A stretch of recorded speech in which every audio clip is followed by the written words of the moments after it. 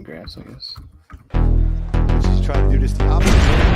High fly ball, deep left field. Oh, 27. Does it again. Gone. Fernando Tatis Jr. with a 2-run shot has the Padres on the board.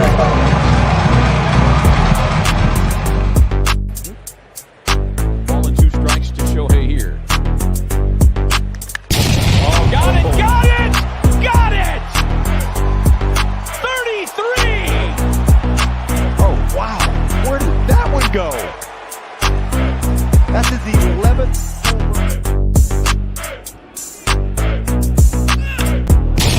Driven out to deep center field. Going back, Springer, turning, looking, see ya. Oh, what a shot by Judge. The Yankees lead 1-0.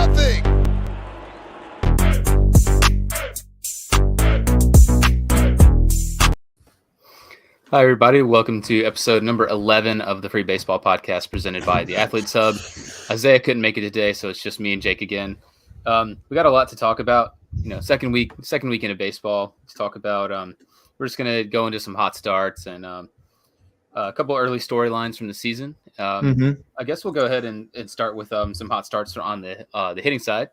Number one is Owen Miller of the Cleveland Guardians. He is currently leading the majors with a 500 average. It's at 7 doubles. He's been a big piece for the Cleveland Guardians. A little bit of surprise start. What has been your thoughts early for Owen Miller and the Guardians in general? I know we've talked so much about Stephen Kwan, but Owen Miller's kind of not really got the headlines like Stephen Kwan has, but he's been so good. Yeah, the Guardians are honestly stealing all the headlines, which is not something I expected preseason. You had Stephen Kwan, you got Jose Ramirez going off, who's in our honorable mentions for hot starts, and Miles Straw's been pretty solid. But yeah, Owen Miller stealing the show this past week after Stephen Kwan stole the show to start the season. Like you said, leading the MLB in average, and he's got a 1509 OPS, which is second in MLB behind Nolan Arenado currently. He's pretty interesting. It's making that. Like you were telling me on Twitter, it's making that Mike Clevinger trade look increasingly bad for the Padres after they traded away like 5 or so prospects just for Mike Clevinger, and Clevinger has been basically injured the whole time. But yeah, Owen Miller, he had some pretty solid bat to ball skills in the minors, where he showed a pretty solid contact tool, and he's showing a little bit of power at the beginning of the season. Obviously, he's not going to keep up a 1509 OPS for the rest of the season, but pretty interesting when like a lower level prospect who had some success in the minors, who like maybe didn't get a lot of notoriety when he was coming up, is going off. And I'd just like to point out, I'm wearing the Red Sox hat. It's a good thing that Isaiah isn't here this week. He would be pretty upset. Oh yeah. Owen Miller, it's so interesting looking at like his Fangraphs page. FGDC, in the quick look, projected him to put up an 84 WRC plus 0.2 WAR. He's played 9 games. He's worth almost 1 WAR already, and he's got a 330 WRC plus. Wow. And you talked about it too, and I mentioned it on Twitter. I saw a tweet, and it was just on how robbed the Padres got. And big reminder in the trade, in the abbreviated season. I think it was the season before the abbreviated season, right? That Clevinger got traded. That the Padres traded Gabriel Arias, Owen Miller, the one we're talking about now. Another, obviously, and they're all with the Guardians. So Josh Naylor, a big bat for them that's just come back from injury, suffered that horrible broken leg last year. Cal Quantrill, who's been a big part of their rotation. Austin Hedges, good catcher. And Joey Cantillo for 19 innings so far of Mike Clevinger. Wow. So the Guardians, everyone talks about, we've talked about it too, about how cheap their owners are, but their front office really knows what they're doing. They completely just pulled the wool over the eyes of the San Diego Padres and AJ Preller with this trade so far. It's been really big for them. Another chronically underrated guy. I know we're talking about Owen Miller and Kwan getting all the headlines, but Chronically, right. CJ Crone is currently tied for the MLB lead with 5 home runs. I got to watch him hit 3 of them against the Chicago Cubs, my team. And I'm wearing the Braves hat, but the Cubs still run deep. And CJ Crone personally victimized him at Coors over the weekend. He's 9th in the majors with a 1.17 OPS, and he's just always been a guy that, like I said, has just been so underrated forever. What do you think about Crone, and what do you think about the Rockies, who have also looked a little bit better than everyone gave them credit for so far? Mm-hmm. Well, I think if the Rockies are looking good, that tells you everything you need to know about how many games we've played this season. Oh yeah. But yeah, CJ Crone has been looking pretty solid. I have him in my home league, so I've been pretty happy with his performances so far. He's tied with Vlad Jr. for the MLB lead with 5 dingers. Pretty sure you said that. But pretty interesting. Yeah. I don't think he's been doing all the damage at Coors. Maybe he has. I don't have the splits on that, but yeah, pretty impressive to have hit 5 home runs early on in the season. Last year he hit 28, which is pretty good, but not like upper tier levels of power. So if he can like get closer to 35 this year and be playing in Coors for his home games, he could bat like 280 or something like that. That would be really solid, especially for a guy that was going in fantasy circles. He was going a lot later in drafts than, like the top tier first baseman. He was more around like the 12 to 15 range in first baseman, but he's looking pretty solid so far. And I am reaping the benefits in fantasy. Oh yeah. I mean, he's been really good. And like you said, I mean, the Rockies, it's early, so they'll probably come back down to earth. The Rockies have had a lot of production so far out of Crone, especially out of smaller guys that you just don't hear a lot about. Like watching over the weekend, one of their biggest hitters was Connor Joe. He was lighting it up. I mean, it obviously is Coors, so you have to keep that into account. But the Rockies have a bunch of hitters that are, pretty underrated. Randall Grichuk's still around. Chris Bryant's played pretty solid so far. Not anything to really write home about, but Crone's leading the way for Colorado so far. You got a couple honorable mentions in here. You already mentioned Nolan Arenado and Jose Ramirez. Go ahead and run down a little bit with your honorable mentions so far for hot starts. Yeah, as you said, Arenado and Ramirez, and I threw G-Man Choi in there because he's been getting off to a pretty hot start. He actually didn't start opening day, which was pretty impressive. I had him on my week 1 top fantasy baseball performers, which you can find over at theathleteshub.org. Choi was on that list. He made the top 10 in top fantasy performers by just going off after he didn't play opening day. He was batting over 500. He slowed down a little bit, but he's hit a couple home runs. He's been hitting for average, hitting doubles. You don't really think of G-Man Choi as one of the elite hitters in the league. Like he's one of those fun players that just like seems to be a good clubhouse guy, like makes everybody a little happier, is always like enthusiastic and having a good time. But he's been having an even better time at the plate, just getting on base all the time. Not sure he's going to be able to keep that up. I think he's a guy that is obviously going to be helped by platooning for the Rays. So he only has to face right-handed hitters, and that will definitely boost his statistics on a rate basis. But yeah, I don't think he's going to be able to keep up with Arenado and Jose Ramirez. But yeah, he's been pretty impressive. And Arenado and Ramirez have just been doing what they've always done. Arenado, like I said last episode, he won Player of the Week for the first week of baseball, and he's just been continuing it, hitting home runs. I think he's got 4 dingers. He's second in doubles. He's up there in batting average leaders. He's leading the MLB in OPS. So he's looking a lot better than he did in his first year with the Cardinals. And Jose Ramirez, lastly, he was just Jose Ramirez, like he always is. Perennial AL MVP candidate, and he continues to just go off, hitting a few dingers and leading that Guardians team that's looking a little better than maybe a lot of people thought they would. Yeah, Arenado specifically hitting 433 with a 514 on base. He's already worth 1 WAR. He's at 4 home runs. G-Man Choi has also he's played 9 games. He's got 9 walks. So solid. There you go. Best stat in baseball, getting a walk. Talked about the hitter side a little bit. There's been also a couple really, really hot starts from a few starting pitchers. I'll let you go ahead and start this one off. Yeah, it was hard to choose them, but I went with a Dodger for our first one, which is unlike me. But Andrew Heaney just went crazy. I think that was last night. Yeah, that was last night versus the Reds. But his first start was against the Twins on the 12th. He went 4 1/3 with 3 hits, no walks, and 5 Ks. Pretty solid. Sort of hard to tell. Like, was that just like a one game?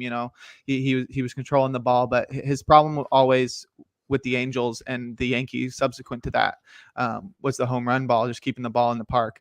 And the Dodgers seemed like one of those ideal places, going to the Rays, going to the Astros, going to the Giants in a similar fashion, where they just do such good work with pitchers that you think a guy like Heaney, who has had potential but has struggled with certain things like locating his fastball and keeping the ball in the yard, that they'd be able to figure a couple things out. And yesterday he seemed to figure things out versus the Reds. He went 6 innings, only allowed 1 hit, no earned, 3 walks, and 11 strikeouts. And that was a pretty impressive performance from a guy that a lot of people had written off, especially after he really struggled being traded over to the Yankees last trade deadline. So this is one of those guys where it's like, now that he's on the Dodgers, is he really just going to turn into a star like they've done with so many batters like Justin Turner and Chris Taylor and that stuff? Oh, looks like we lost Davis. He should be back shortly. I'll just keep going. Yeah, Andrew Heaney, like I was saying, just an incredible performance yesterday. I got a trade offer from one of the guys in my league who I stole Cabrian from after he dropped him on day 1, thinking that he was injured. He offered me up Andrew Heaney, so we'll see if I go through with that one. But it was pretty impressive to see Heaney just like have a night like that when he really has not been having performances like that in recent history. And I'll just move on to the next one, and I'll go back to Davis once he's back and see what he has to say about Andrew Heaney. But that's about all I have to say from him. He's always had the potential to do something like this, and he just needed an organization that knows how to deal with pitchers. And the other guy that we have as the pitcher that has had a hot start these past couple of weeks is Tyler Mcgill, or as a lot of people like to say, Tylor Mcgill. On opening day, he was the surprise starting pitcher for the Mets. We talked about that on the last podcast. For a team that has DeGrom and Scherzer and Chris Bassett, Tyler Mcgill got the start on opening day, and he went 5 innings, 3 hits, no earned, no walks, and 6 Ks at the Washington Nationals, which was pretty impressive. And most impressively, it added 2 ticks to his 4-seam fastball, which was it's always good to add velo to your fastball. That'll make you a much better pitcher. And he seems to have fixed his not really fixed, but he changed his windup a little bit. And so just like a little change in mechanics, a little tweak can always lead to a big change, especially for pitchers, where it's like every little tiny movement that you do can change the results of your pitches. And so he seems to have added a few ticks to his changeup as well. So that's really helped him. And then he backed it up against an even better offense on the 12th. He was at Philadelphia, and he went 5 1/3, again, only allowing 3 hits, no earned runs, no walks, and 5 Ks. So that was really impressive of him to get that far. All right, we got him back. What's good? I just finished talking about Tyler Mcgill, but do you have anything to say about Andrew Heaney or Tyler Mcgill? Not a whole. I don't know, obviously, what you covered. I'm assuming everything's adhering to the I rundown. I just said about Heaney that like it's good that he's like in a new organization that like knows how to deal with pitchers. And with Mcgill, I was just talking about the increase in velo that he had that has sort of led him to be another ace for the Mets team that seemed to already have a pretty solid rotation even without DeGrom, and now is looking even better. Yeah, I completely agree with you on that front. Especially with Mcgill. Mcgill was kind of like just a random 4 or 5 starter last year for the Mets. Mm-hmm. And the Mets rotation this year has been the best in baseball without Jacob DeGrom. The worst ERA starter on that team currently is Max Scherzer, which is saying something, because I think I'm pretty sure he's like in the low 3s. Mm-hmm. Mcgill is almost like in the exact same mold as DeGrom too, which makes it even crazier because he's just a big fastball power slider guy, which is really cool to see. Mechanics, or even I think Rob Friedman, Pitching Ninja on Twitter, I think he had an overlay of Mcgill and DeGrom's mechanics, and they're near identical. Mcgill really simplified his mechanics, and that's really helped him add some velo. Yeah. So I mean, Heaney too, another big change of scenery guy, unfortunately for the Los Angeles Dodgers, who seem to, the rich get richer. Andrew Heaney, some random throw-in starter, is going to be an ace for them this year, which is really annoying. Yeah, typical. That's all I have to really say on those two. I know there's the honorable mentions. One of these in here, a big homer pick for Jake. So I'll let you go ahead and take that one away. Yeah, I think the homer pick you're talking about is Logan Webb. I like it. There's so many pitchers that like had a good first start, had a good first couple starts that it was pretty hard to choose from. But I threw Logan Webb in there because he pitched 8 innings in his second start, which is far and away more than any other starter has pitched this year. So it's pretty impressive to see a guy, especially of that age, like I think he's 25, 24. I think he's 25. But a guy of that age to be throwing that many innings just in the second start of the year, getting to the 8th inning. I don't even know if anybody's pitched more than 7 innings other than Kershaw, who we'll talk about very shortly. But yeah, Logan Webb, pretty impressive to see him get that deep into a game so early. Yeah, Logan Webb, I mean, he's been a big, dark horse Cy Young. I don't even know if he's really much of a dark horse Cy Young candidate. I mean, he's just that good. First homegrown Giants opening day starter in how long was it? 2014 or something like that. Whenever Mad Bum started last. Yeah, I think we talked about that at one point on the podcast, but I mean, he's just so good, and that he's going to be part of why the Giants are going to, be back in contention this year. Another guy that I'd like to talk about a little bit that was also had a hot start. He's only made 1 start so far, but it's Jesus Lazardo, and he was absolutely electric in his one start. Though. Yeah. He's got a 1.8 ERA after 1 start, went 5 innings, but struck out 12 and 5 innings. Rodon-esque. We talked about him Light too. Day of work. Yeah, light work. Just the 1 walk in there, and it's so weird to think that the Marlins, if he pans out and he's a strong number 2 to Sandy Alcantara as number 1, the Marlins are going to have a really, really loaded rotation just on the back of those 2, and they still have a lot of guys down on the farm. Lazardo was the one piece in return with the Marlins trading Starling Marte to the Athletics last year. Correct. I know the Marlins also ate Marte's salary, but it was only like $5 million. So they basically took a year of Marte's salary. And for Jesus Lazardo, who the Athletics just kind of dumped really, really quickly. I know he struggled, but he was one of their top prospects for a long time, and he kind of came up, struggled, and they just dumped him off. Like, all right, well, see ya. And now here you go, 5 innings, 12 strikeouts. He's currently got a negative 1.1 FIP. He's been unbelievable. Obviously, it's 1 start, and he could get blown up the next 5 starts. We don't know, but that's the whole point of this. If he's able to build on this, still obviously very young, hometown kid too, with Miami, it'd be a huge get for basically nothing. Yeah, and I think it's important to know that he added a couple more ticks to his fastball, so he was sitting like 97, 98 for like a lot of the game, which is insane, especially from a lefty. Like, that's like Shane McClanahan, even higher than that. That's like him and Carlos Rodon are like the only guys that can do that for a start. So pretty impressive to see him do that, snap off a couple nasty curveballs, and 12 Ks, in just 5 innings. Crazy. And the other guy I had here on honorable mentions is a member of the hat that you're wearing, Kyle Wright, former first-round pick. Yeah, he was pretty solid for his first 2 starts. His first one was really good. I don't have the stats pulled up. I'm sure you'll have them up shortly. But Kyle Wright was really solid in his first start, and then backed it up in his second start. And not super easy matchups as well. I think he got the Reds in the first one, and then from there he just kept it going. Kyle Wright is a guy that obviously has a lot of potential, being a first-round pick, being a top prospect for a while, but that prospect sheen has worn off as he's made a few small sample appearances in the majors over the last couple of years. But last we saw him, he was going off in the World Series for the Braves, and it looks like he's finally getting things under control and looking like a really solid major league starter. What do you have to say? Yeah, I think this is probably time to call it Kyle Wright breakout season. It's been on the cards for a long time, and like you said, I've got the stats pulled up from his. He's played 2 games. First start was against the Reds, and it is the Reds. They're absolutely disgustingly bad. Worse. I think they have the worst record in baseball currently. He went 6 innings, 6 strikeouts, 1 walk. Didn't give up a run.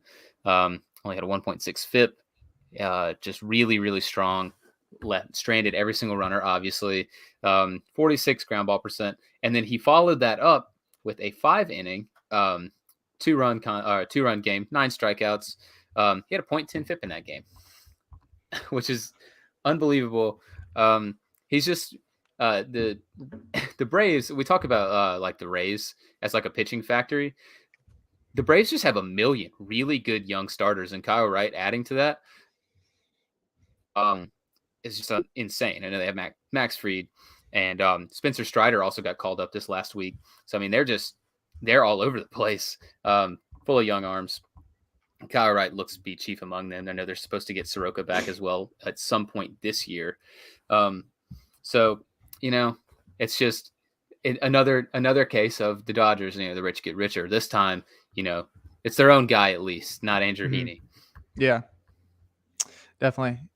Yeah, I think the Braves just have so many starters because they went the route of a pitcher rebuild. Like you have like the Astros and the Cubs. They went more position player rebuild where they, like, the Cubs had Baez and Contreras and KB and all those guys, while teams like I'm trying to remember who else did it other than the Braves, but the Braves like drafted a bunch of starters in the first round rather than going hitter heavy. And you can see that like it's sort of hard to hit on that many starters. Like you only need a couple to have a good rotation, but like they've blown through so many different starting pitchers, and it's so hard to get them to stick. Like Ian Anderson wasn't too great in his first start, but he was a little better last time out. But yeah, like they've hit on him, Fried and Kyle Wright, and it seems like that's about it. And they've had to supplement elsewise. Like Soroka is obviously really good, but he's injured. But you can see the difference between the two different types of rebuild, whether you go pitcher heavy or hitter heavy. It seems like the hitter ones seem to be a little safer. Yeah. I completely agree with you there. Like you said, the Astros and the Cubs, chief among them, basically built their rebuild based on the fact of like, well, let's just draft a bunch of hitters in the first round, and some of them are eventually going to work out. Like your Alex Bregmans, your Carlos Correas, your Chris Bryants, stuff like that. But the Braves might have a winning formula here. I mean, they won it. It's so easy to forget. Everyone kind of writes them off. I mean, they won the World Series last year without their best player. Yep. They replaced Freddie Freeman, who's kind of struggled a little bit so far. Obviously, it is very early. With Matt Olson, who's an absolute freak. He's just really good. Fire. They, like I said, they called up Spencer Strider, and he had a pretty solid start. He can throw some gas. Yes, he can. That excellent mustache. So I mean, it's different strokes for different folks. With the Braves, but it worked out. That's all we've really got talking about hot starts. We can talk about a couple storylines that have happened from the past week and a half. Big storylines. Oh yeah. Chief among them, I think the one that had basically a million people, non-baseball talking heads as well, talking about this one. And it's Clayton Kershaw being pulled after 7 perfect innings. Dave Roberts, we talked about it in chat. Me and you had some pretty strong opinions about it. The owner of the Athletes Hub, Devin Withers, had a different opinion. We'll talk about his also, but I'll let you go ahead and kick it off. What did you think? What was your knee-jerk reaction when Dave Roberts gave Clayton Kershaw the hook? Yeah, knee-jerk. I was sort of not surprised and a little bit pissed off. It was pretty disappointing to see like one of the legends of the game not get his chance. Like I'm totally aware and understand that he has a super long history of injuries. This is his first start of the year. You obviously don't want to burn him out in the first game of the season for a team that has World Series aspirations. Like you're going to need Kershaw at the end of the year. You don't want him like dealing with the after effects of this like 3 months down the line or whatever. But like, come on, it's not a no-hitter. It's not like a shutout or something. It's literally a perfect game. There's been like 23 ever of all time. So like you sort of got to give him at least the chance. Like it's not like once he allows a batter, you like gonna let him finish out the inning. It's like as soon as he lets a batter on base, just take him out. But yeah, you rarely see anybody throw a perfect game. Dave Roberts is the only manager ever to pull a pitcher after 7 perfect innings, and he also did that with Rich Hill a couple years ago, or a few years ago, 2016 looks like. But yeah, it's it's obviously I don't want to say smart. It's obviously like the common sense thing to do. To pull the guy, but like I don't know, like I don't think Kershaw really cares. Like he's got his ring. He's at the point of his career where it's just like you just want to add on a couple more things. Like he's already going to be in the Hall of Fame, but like to write his name in the history books next to one of the greatest accomplishments in all of baseball, maybe the greatest accomplishment in all of baseball, is to throw a perfect game, just because so few guys have ever done that. So I don't know, like. I mean, I do know. Yeah, I was pretty pissed off. I was just like, come on, like you got to at least give him a try. Like he was only at 80 pitches as well. Like it wasn't like he had already been extended. Like 80 pitches is sort of a lot for your first game, but I think Kershaw definitely could have at least pushed it for one more inning, but yeah, I don't know. I don't think there's anything else much to say other than the obvious that like you want to see one of the all-time greats have his all-time great performance in his twilight years. That would just be so perfect. Right. I kind of have a similar opinion as you on this too. We talked about this in the group chat. But it's like it's the last perfect game was Felix Hernandez in 2012. This would be the first perfect game in 10 years. Yeah. And you have a future Hall of Famer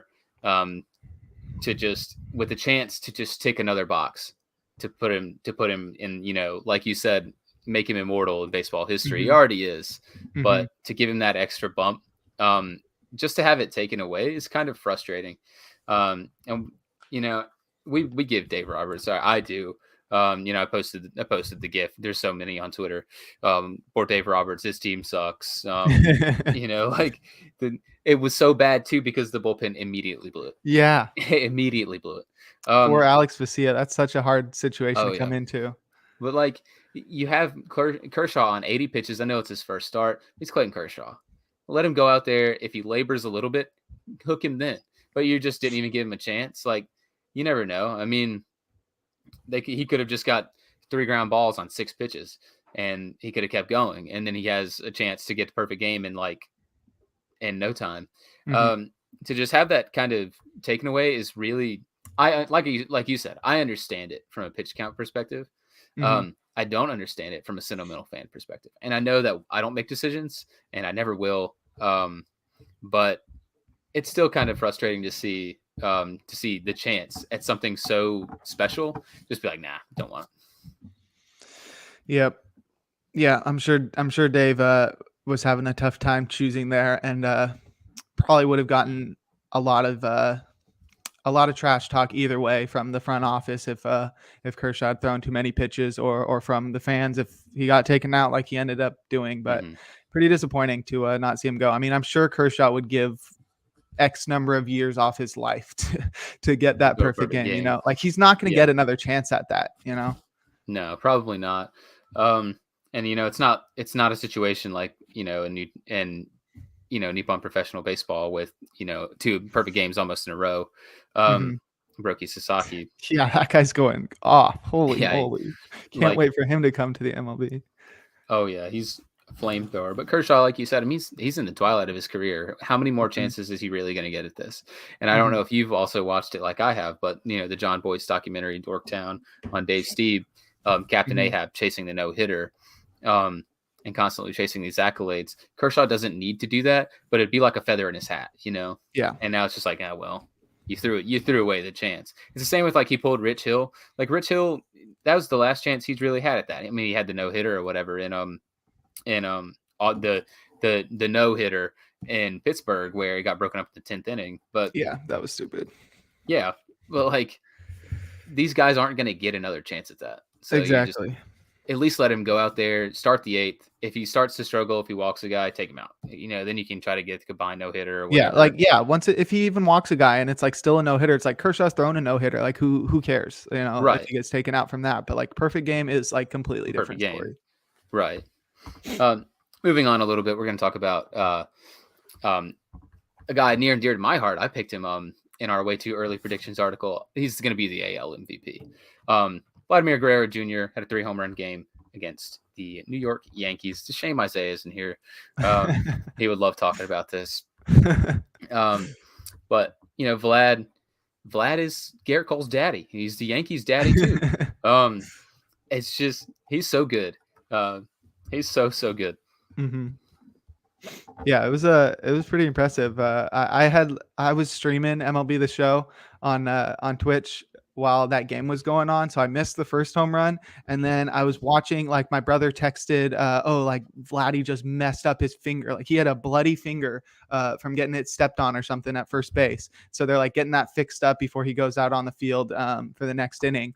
And then his next at bat, he comes up, and I was watching it. You can go back and watch it on Twitch. It's recorded, so it's there for history. But I was just like, oh, Vladdy's gonna show like how immortal he really is right now, and just hit a home run with his broken, bloody finger. And Cole busted him inside at 98, and Vladdy took it out to left field like immediately next pitch after I said that. And I could not believe my eyes. And then he hit another home run later in the game. Yeah, he's something else. It was also pretty crazy that he did that 3-homer game, and then next game goes 0 for 4 with 4 Ks, just to show how hard baseball is. But yeah, Vladdy is going to be an all-time great. I'm sure of that. Oh yeah. Seeing the pitch he pulled on Garrett Cole was a 9. The one that was actually like really impressive. Mm-hmm. Obviously, they're all home runs. But he hit one in on his hands, 98, and he pulled it 430 feet or whatever it was for a home run. Just ridiculous. Garrett Cole also, gave him a tip of the cap after he threw him like 97 right down the pipe, and Vlad hit like a double. He had a double in that game too. Mm-hmm. Yeah, 4 for 4. Yeah, what a stud! What a stud Vlad is. I'm staying strong with my MVP pick. It's gonna be Vlad this year. I had Shohei, and he's starting to turn it around, but yeah, nowhere near what Vlad's doing. Shohei resuscitated the bat a little bit. Everyone saw the clip, and he's been on the uptick since then. We'll move on. A little bit, talking about a guy on the Giants, your favorite team, obviously, Mauricio Dubon, breaking the unwritten rules, bunting in the 6th inning game of a blowout. Boo! How could he do something like that? Oh no! He hurt Mike. Was it Mike Schilt? He hurt Mike Schilt's feelings. It was Bob. No, Melvin. it was Bob Melvin. Yeah, he hurt Bob Melvin's feelings. Poor Bob. What are your thoughts on the whole unwritten rules thing? I know I personally hate them. I think they're really, for the most part, really stupid. Mm-hmm. What are your thoughts about this? Super goofy, especially after last year we had the whole "you're mean Mercedes, you can't hit a grand slam off of a position player pitching in a blowout, and now you can't bunt during a blowout." I saw Foolish Baseball tweet. I sent it to you where he just said something like, well, if you can't hit a grand slam off a position player during a blowout, then bunting during a blowout should be like ultimate sportsmanship. I'm just like, yeah, exactly.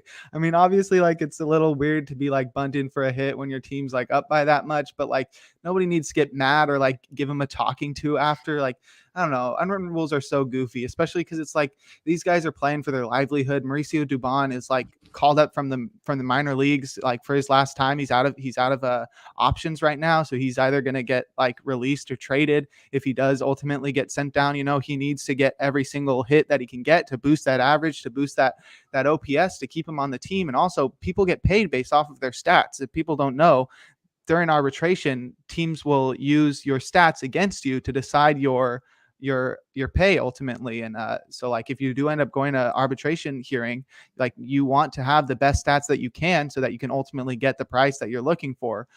So like a guy like that who maybe wouldn't be trying in blowouts would have a lower stats that wouldn't be as appealing to a team looking to pay him in the offseason or in arbitration. So like you need to get every chance you get. But yeah, it's just so goofy to be like, oh, this is the unwritten rules. Like you're showing my team up by like trying to win, trying to play. It's like if you're just like taking it easy and stuff. I know you said this, like if you're taking it easy, like that's basically like showing the team up. Like why not try as hard as you can all the time? Like all these guys first of all, it's just a game, but also like this is also these guys' livelihood. So like they need to be trying as hard as they can all the time. I think it's so goofy to be like, oh, well, you're up by 8. So like time to let us come back. Like, no, no, like we're all professionals. Like, come on, like pull up your pants, like fasten your belt. Come on, man. And you're like 30 years old. And for the manager, you're like 60 years old. Come on, bro. Like get your feelings under control. Right, getting so worked up over it. It's a game, and it's a game at the start of the year. I know the Padres and Bob Melvin is probably going to be under a little bit of pressure to try to make the playoffs. But I mean, it's in the 6th inning, and he bunted for a hit. It's not like he's hitting a single and hot dogging it around when it's 15-2 or whatever. Yeah. where he bunted for a single. And like you said, I mean, he's Mauricio Dubon. He's a good player, but he's not like a superstar. He's not like an established player that's going to be around no matter what he does. I mean, he's out there playing for his livelihood and for his family and everything like that. Gabe Kapler, I know everyone kind of criticized him at first after seeing it because he kind of got in Dubon's ear when he came back to the dugout. You know, he came around to score, I believe. But after the game, you know, he backed his players up and he said, and I quote, "If we don't want a team to bunt, we will defend the bunt. If we don't want a team to steal, we will defend the steal. If we don't want a team to swing 3-0 late in the game, we'll throw them a ball." And I don't understand, you know, that's how it should be. It's a game. If you don't want the other team to do it, maybe defend a bunt a little bit better.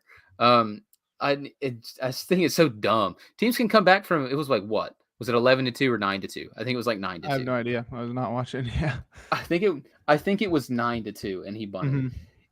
Yeah, like that's so goofy to get so worked up over it. Yeah. A game early in the season, you're like, oh yeah, just don't show us up. I mean, it's not like he was cheating though, right? It's not like he like blasted a home run or like you said, like hit a single and then like ran by the opposing team's dugout, like flipping them off or something. It was just like, oh yeah, like I'm trying to play the game that we're playing with all my ability, like trying as hard as I can. Like, would you want everybody play as hard as they can in a game like this, especially where it's like everyone's getting paid so much money? Like I'm paying money to watch it on MLB TV, that kind of stuff. Right. It's so goofy. Right. And I know a lot of people incorrectly, by the way, said, you know, we'll run differential is going to be a tiebreaker in case there's something like that needed. That's not true. But still, like, even without that, why would a player just stop playing? Like, he's like, okay, well, we got it. It's 11-2. Might as well pack it in. No. Yeah. That's stupid. Like, that's stupid. You're playing a division rival. Beat him 400-2. I don't care. Exactly. Go all out. Yes. Yeah, moving on a little bit. We'll talk about, you know, man excommunicated from the NL West. Corey Seeger getting the old Bonds treatment. He was intentionally walked by Joe Madden, the Joe Madden Angels.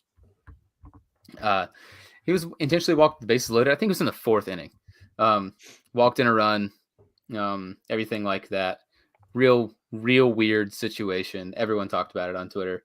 It's been only 3 players walked with the bases loaded in the modern day. It's Barry Bonds. Josh Hamilton also got the Barry Bonds treatment. Now Corey Seager. One of these things just doesn't belong here. So what are your thoughts? You think Joe Madden's a crackpot? What were your feelings on this one? He thinks he's still managing the Rays, trying to pull like all these things that people haven't pulled before. You know, he's just like, okay, like, we got the opener, and then now I'm gonna start making the intentional walk with the bases loaded a thing of the future.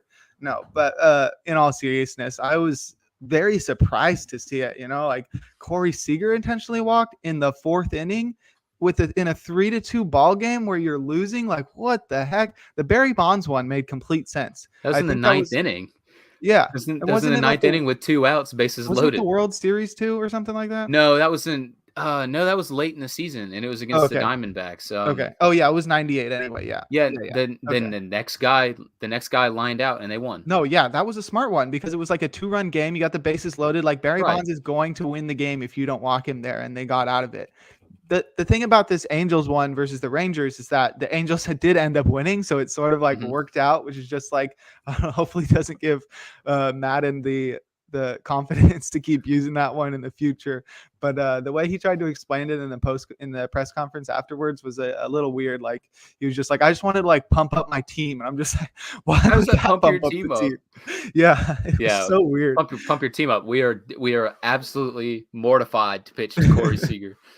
Yeah, super goofy and a walk and a run. Like I guess it worked out. I think they only allowed 1 more run after that. And there was like a balk before that. I don't know. The pitcher seemed to be struggling and he didn't want to have to face the best hitter on their team, Corey Seager. But yeah, definitely was something that I was not expecting to see, especially in like the 2nd week of the season. Yeah, I think it's so weird just based on the time frame that it happened in the season. Because like you said, we're in the 2nd week of the season and it was in the 4th inning. Important things, a couple fun facts about this. We said Corey Seeger, Josh Hamilton, and Barry Bonds, the only 3 players to be intentionally walked with the bases loaded. This is since 1950. Joe Madden managed 2 of these games. He walked Josh Hamilton and he walked Corey Seager. Mm-hmm. And He's all 3 teams popularize it, bro. All 3 teams that did this won the game. So maybe there's some sort of strategy behind it. Maybe Joe Madden's out here, playing 4D chess with everybody. Mm-hmm. It worked. So, what's there to complain about? It is goofy, but it worked. Can't complain about that one then. No, yeah. Yeah, definitely super surprising. Another fun thing that happened over the weekend actually happened yesterday. Isaiah, it's a shame he's not here because he would get to talk about this too. Nestor Cortez Jr. through the 39th immaculate inning in Major League Baseball history yesterday. Mm-hmm. And he just lit up. Who did they play? Orioles. He blew up the Orioles. They wasted his start. And they lost that series to the Orioles. So yeah, pretty rough start for the Yankees this year. Oh yeah. We weren't too confident in them. We called them losers of the offseason. So sort of not surprising maybe for the two of us to see them not starting off too hot. But yeah, if Isaiah were here, I'm sure he'd be fuming. But yeah, nasty Nestor Cortez Jr. He threw the 39th immaculate inning ever, like you said. Pretty impressive, like it seems like we hear immaculate inning a lot more. I feel like if you look at the distribution of immaculate innings, it's probably a lot more skewed to recent years. Like we've had a lot more recently. Yeah. Well, I guess that makes sense because strikeouts have gone up so much. So, and you have to strike out all 3 batters to do that, but pretty impressive. You would not think of nasty Nestor Cortez as a guy to be doing that, throwing 91 miles per hour and just blowing it by guys. It's just, he's got that funky delivery. He switches it up. He's got like multiple pitches to turn to. And he's got a mustache, and that must throw people off a lot of times. But yeah, pretty impressive. I don't think this means that he's going to be the next like AL Cy Young Award winner, but he does etch his name into history as one of less than 40 pitchers to have ever done that. Oh yeah, he's the Yankees ace. So sorry, Garrett. You were completely right on that. Actually, through the 1990s, through 99, there had actually only been 17. There were 17 in the 1990s in general, and then all throughout the 2010s, 2000s, and 2020s. This is in I think this might be right, but I think this is also counting like all throughout like baseball's history. Mm-hmm. There were a ton. There's already been 7 just in general in the 2020s. It's been 2 years. Well, 1 year, and now like 2 weeks. So wow. Yeah, it's been pretty fun. Immaculate inning, definitely on the rise. Strikeout, obviously the strikeout approach for hitters or for pitchers. Pitchers are just getting nastier and nastier, and hitters it's not really a launch angle revolution anymore. I think that's kind of starting to die down a little bit, but it's still kind of got a little bit of a remnant around. A lot of hitters have holes in their swings. They're gonna be trying to hit home runs. Nestor Cortez provides a little bit of spark of enjoyment to a pretty dreary series for the Yankees. They dropped to the Orioles.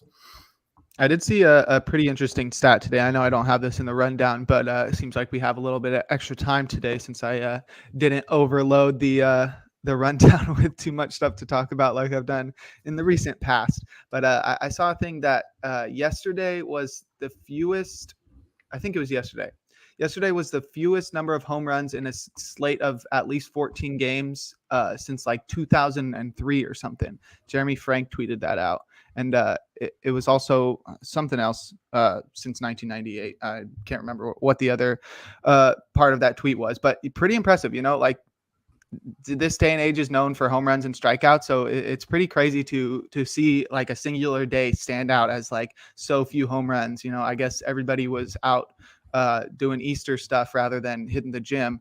But yeah, I mean, that is not something that I would think that would happen, especially in this day and age. But there's a few things that could explain that. Could be cold weather, could be guys getting days off for Easter. You don't have the stars out. I know the Pirates sat both Brian Hayes and Brian Reynolds, and I'm not sure who else got rest days yesterday around the league. But you have the new ball being introduced as well. There was a lot of controversy over that over the offseason, whether that was being used universally or if there was higher distributions for certain number of teams, but it seems to be working if that's what's in effect this year, or if teams are just going to different forms of offense, like the Mauricio Dubon bunt or maybe the Owen Miller doubles.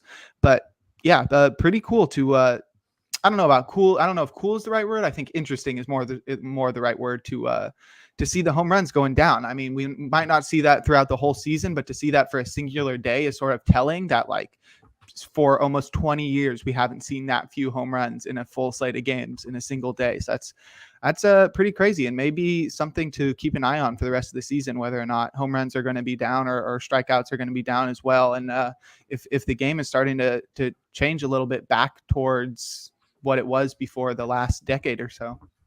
Yeah. Adding to that point, I mean, adding a little bit of homerism to that, the Cubs currently have the best offense in Major League Baseball on team OPS, and they've been a contact hitting team. They've I believe they have the lowest strikeout rate, something like that. I think they've only hit seven. I think they've only hit 7 home runs as a team, and they're the top OPS lineup in all of baseball. Oh, that's crazy. Yeah, and back on the train of the immaculate inning, I actually found the numbers. In the 114 Major League seasons from 1876 to 89, there were only 31 immaculate innings. There were 31 in the 20 seasons from 1990 to 2009, and then since 2010 to now 2022, there have been 44. So that's according to Wikipedia. So take it with a grain of salt, but it has been on the upswing.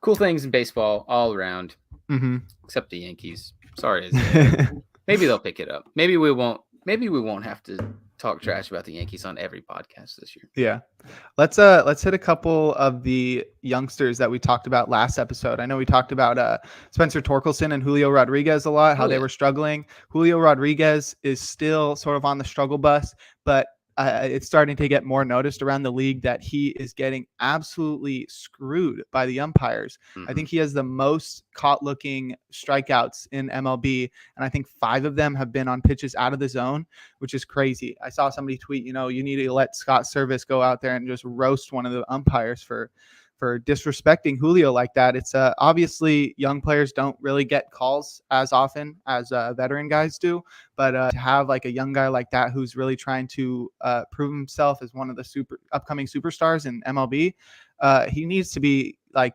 getting a little better time, a little more, a little fairer calls would be pretty nice for him. So it's been pretty messed up so far, and he's been struggling, but he did get his first RBI last night, I think, first MLB RBI, but yeah, still has yet to hit a home run. I think he's batting under 100, but I'm sure he's going to turn around. I'm sure he's either going to start swinging at those pitches a little bit more rather than taking them. It just shows how good his eye is, that he's taking pitches that close that should be balls, but pretty messed up.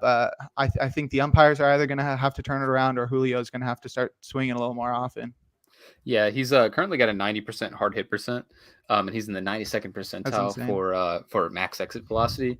He's been rung up 5 times on pitches outside of the zone, and he has 11 strikeouts looking so far. Yeah, they just need to start calling a little bit better. Not like in his favor, obviously, but umpires need to be a little bit better. There's no reason that he should be getting caught looking on a strike that's 5 inches off the plate. There was one that was that I think was 4.5 inches that he got rung up against the Twins. That was off the plate. That's messed up. Just miserable. Torkelson hit his first home run also, like you said, over the weekend. Hit another one. Oh yeah. Looking for a little spark for a Tigers team that's still in the mix for that division. The Guardians are right there. The Tigers have been playing pretty good. Royals not so much. Twins kind of starting a little slow too, but it'll be a fun division to watch this year. Hopefully Torkelson will continue this hot pace now that he's starting to set himself. Speaking of the Twins, though, you saw that Buxton injury. That was a little scary. Apparently, there's no structural damage, which is can be a little misleading. That sometimes makes it seem like, oh, like the guy's completely fine, but that just means like, oh, he's probably not going to need surgery. That doesn't mean he's not going to be out for a while. So let's hope that Buxton can come back strong, because that's one of the most exciting players in MLB, and it's pretty disappointing to see him go down with an injury. He was obviously pretty pissed about it. He slammed his fist on the ground when he felt whatever he got injured come up. But and then another injury also on top of that, which I didn't even realize it was this serious, but John Means is on the 60-day IL now with some sort of elbow sprain or something like that. I hadn't seen that one.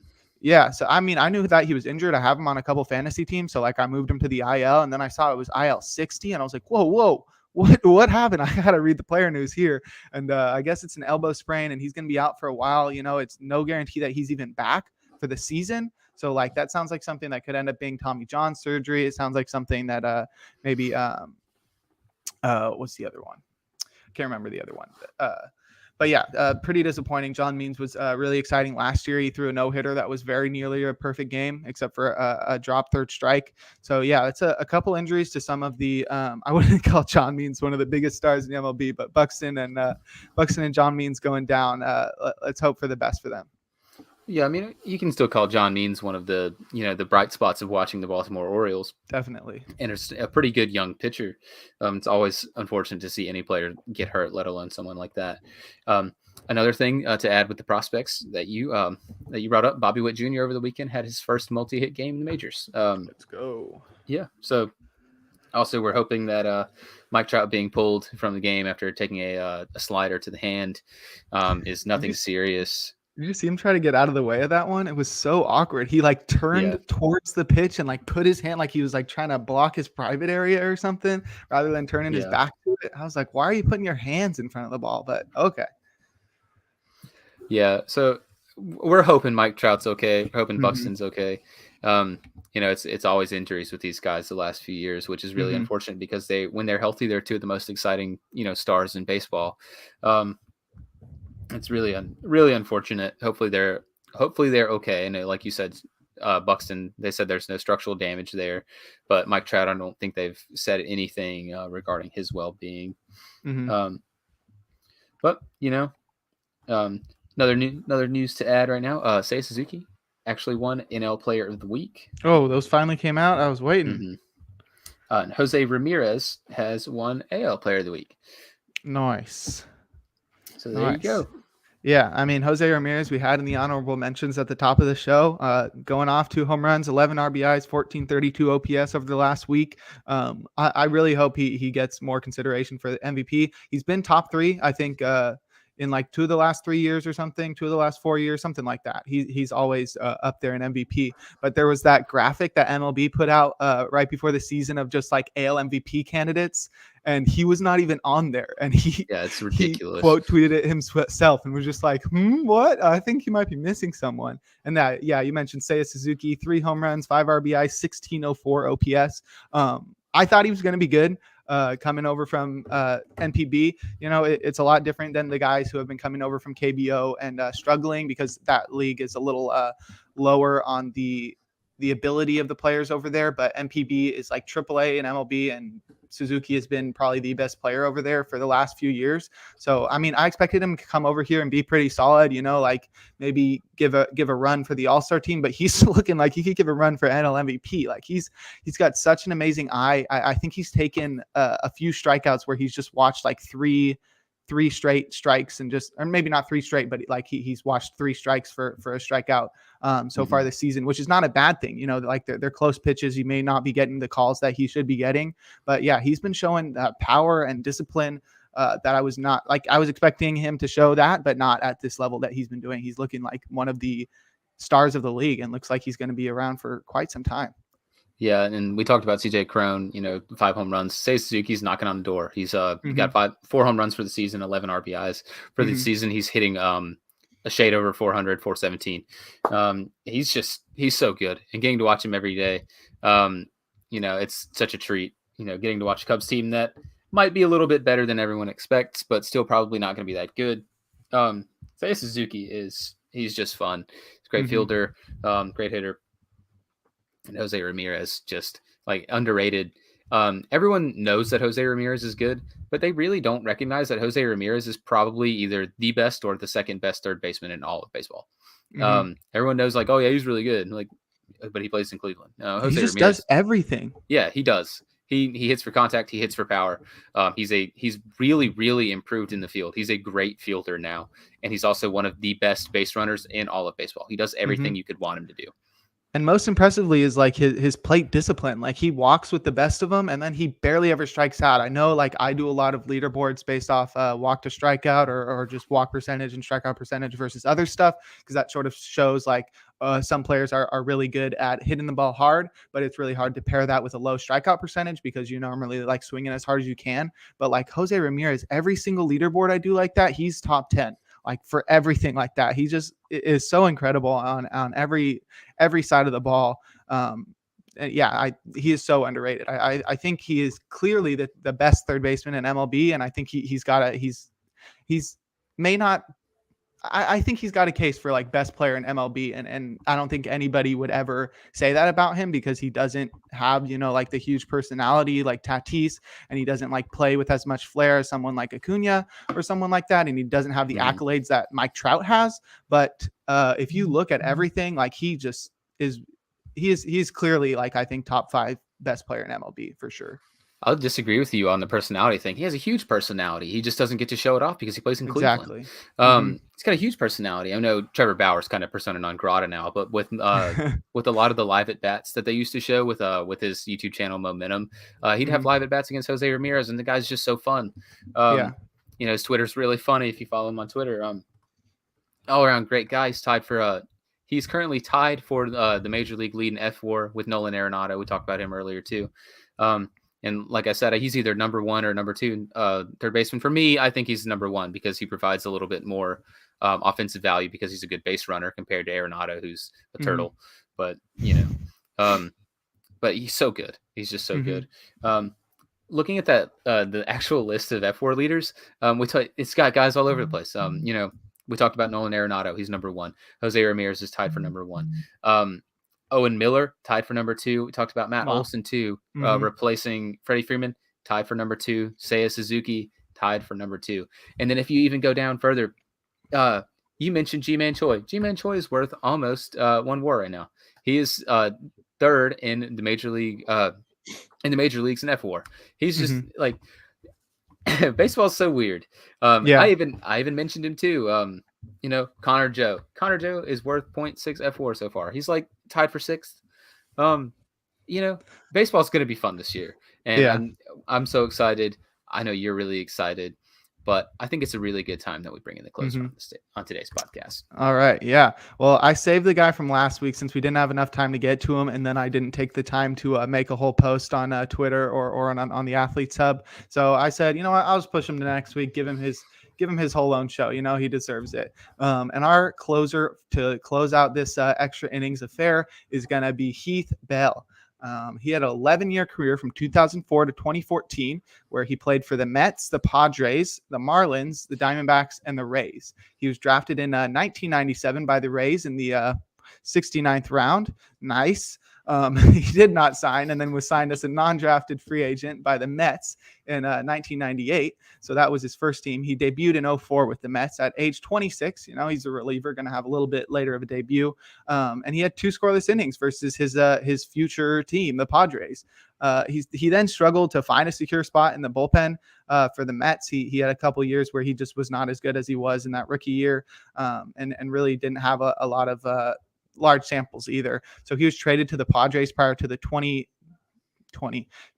2007 season, 2007. And he was really solid in his first year for the Padres, where he pitched in a setup role to Trevor Hoffman. He had a 2.02 ERA, a 0.96 whip, and that came with a 28% strikeout rate, which is really solid back in the day in the mid 2000s. And that was in 93 innings pitched, which is not something you really see out of relievers, let alone a setup reliever nowadays.